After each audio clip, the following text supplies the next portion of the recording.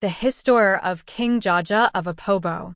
Once upon a time, in the lush and lively lands of the Niger Delta, there was a boy named Jaboga. Born around 1821 in what is today southeastern Nigeria, Jabo's early life was no fairy tale. He was captured and sold into slavery by rival traders at a tender age.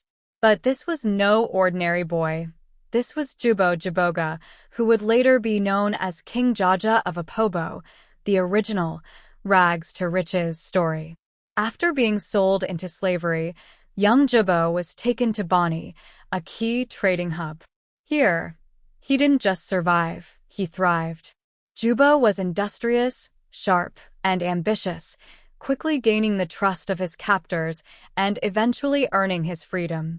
By the time he was in his 20s, he had worked his way up to become a prominent trader in the powerful Opobo House, one of Bani's major trading houses. But Jabo had dreams bigger than Bani. He saw the immense potential of the palm oil trade, which was the lifeblood of the region's economy, akin to the Silicon Valley tech boom. In 1869, after a fierce power struggle within the Opobo House, Jabo took a bold step. He and his loyal followers packed up their entrepreneurial spirit and sailed away to found a new settlement, which he named Opobo, after the Opobo River. Now known as King Jaja, he established Opobo as an independent trading state, free from the internal conflicts of Bani and the meddling hands of European traders. King Jaja was a mastermind of trade and diplomacy. He negotiated directly with British merchants, ensuring that Opobo got the best deals for its palm oil. This savvy move cut out the middlemen and ensured maximum profits for his people. The British, who had been used to having the upper hand in African trade, were not amused. They were like the monopolistic corporate giants who couldn't stand a startup disrupting their market. Jaja's success was a thorn in their colonial ambitions. They tried every trick in their well-worn playbook: diplomacy, threats, and economic pressure. But Jaja stood firm, protecting his people's interests with the cunning of a seasoned CEO. In 1884, the Berlin Conference carved Africa into pieces, divvying up territories like slices of pie, with no regard for the people living there. The British wanted control over Opobo's lucrative trade, but King Jaja was not one to give in easily. He continued to play his diplomatic cards skillfully, but the British were determined to topple this African titan. In 1887, the British resorted to their favorite colonial strategy: deceit. They invited Jaja for negotiations aboard a British warship, promising him safe passage and a return trip.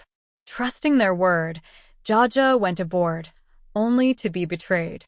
Instead of a peaceful negotiation, he was arrested and exiled to the Canary Islands, a bait-and-switch that would make even the shadiest used car salesman blush. Jaja's exile was a bitter blow. He had built Opobo from the ground up, transforming it into a thriving trading state. His absence left a void that the British were all too eager to fill. While in exile, Jaja wrote numerous letters appealing to British authorities, arguing for his release and return to Opobo. His eloquence and persistence paid off, and after much lobbying, he was granted permission to return in 1891. Tragically, Jaja never made it back to Opobo. He died en route, under mysterious circumstances, leaving behind a legacy that would be remembered for generations.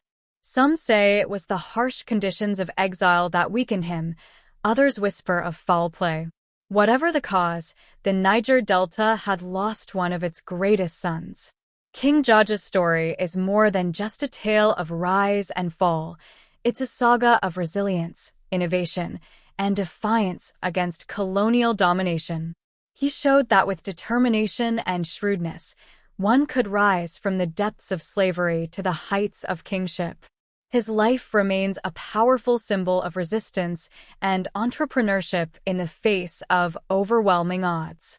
So, the next time you think you're having a tough day, just remember King Jaja of Opobo, the man who turned the tables on his captors, built an empire from scratch, and outwitted the British, if only for a while. And if someone offers you a free trip to discuss business, make sure you read the fine print.